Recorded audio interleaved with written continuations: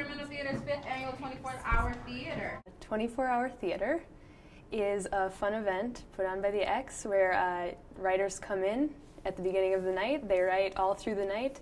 In the morning, whatever they've written is given to directors and actors, and they rehearse all day. And the next night, you put on a show.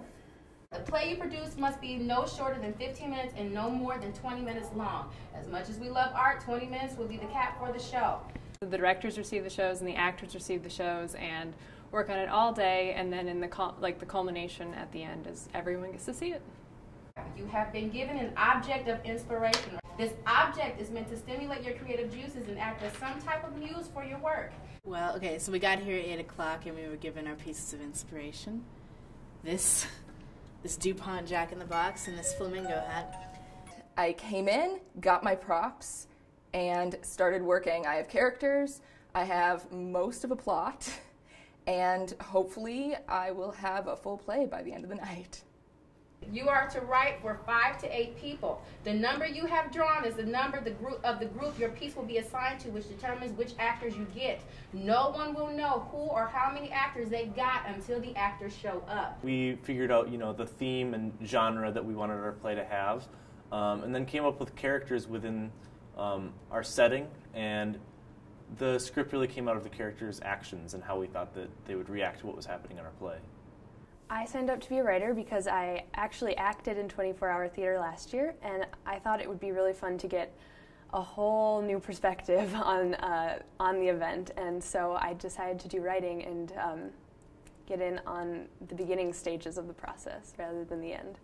I figured I should leave the acting to the actors and the directing to people who know how to direct a play, and focus on the one thing that I know that I can contribute to a theater production, which is my ideas as a writer. Yeah, they're in the forefront of the polymer revolution. They're just like what they're doing here is offering the pepper-cider cup. A toy. Right. Well, it's flashy. And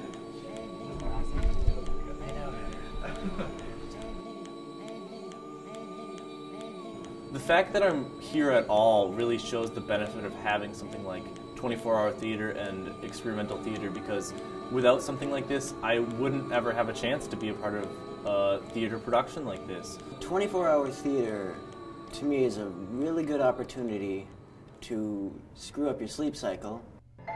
On top of that, it's also a really good opportunity to explore theater for people who aren't really involved.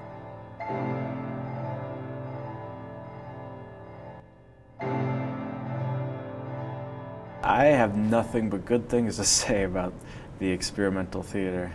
The X has been my home for a pretty long time, it feels like, and I feel lucky that I'm one of the students able to really use it to its fullest potential.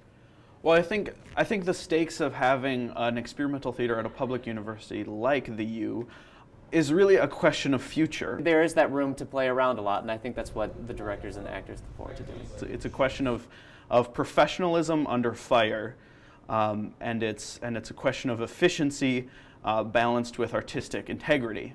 It's 9 a.m. I'm here as an actor, and walking into Rarig is a little, it's buzzing. For the next half of 24-hour theater, I'm just expecting a lot of, playing around, trying to figure out what works. The biggest obstacle, I think, that comes with doing a production in the span that we have, and the obstacle that I see as being the biggest challenge at this point, is basically polish. That means making the piece of art look as if it's been practiced. Because the most important thing is to have fun.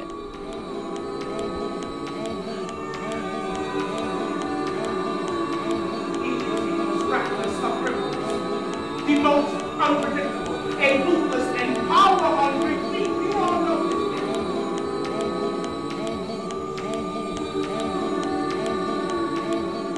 this. So really excited to see what's brewing. Feel free to start when you're ready.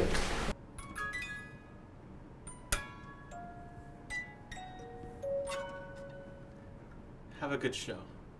Enjoy yourself.